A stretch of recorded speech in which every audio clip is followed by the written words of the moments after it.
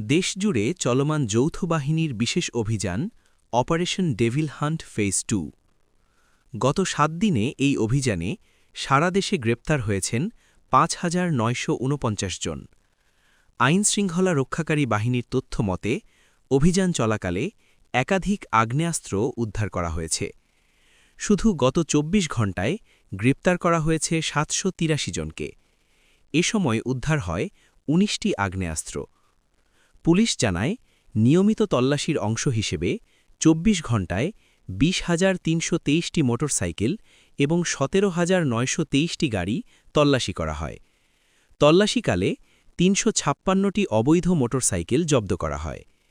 স্বরাষ্ট্র মন্ত্রণালয় সূত্রে জানা যায়, গত ১৩ ডিসেম্বর আইন-শৃঙ্খলা সংক্রান্ত কোর কমিটির সভায় এই বিশেষ অভিযান শুরুর সিদ্ধান্ত নেওয়া হয়।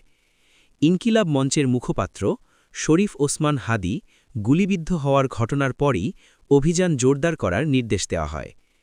এর আগে গত ৮ ফেব্রুয়ারি সারা দেশে শুরু হয়েছিল অপারেশন ডেভিল হান্টের প্রথম ধাপ। গাজীপুরে ছাত্র জনতার উপর হামলার ঘটনার পর আইনশৃঙ্খলা পরিস্থিতি নিয়ন্ত্রণে সে সময় এই অভিযান পরিচালনা করা হয়।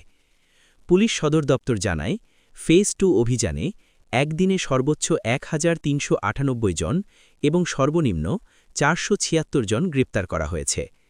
আইনশৃঙ্খলা বাহিনীর দাবি, সন্ত্রাসী কার্যক্রম দমন, অবৈধ অস্ত্র উদ্ধার এবং অপরাধীদের আইনের আওতায় আনতেই এই অভিযান অব্যাহত রাখা হয়েছে।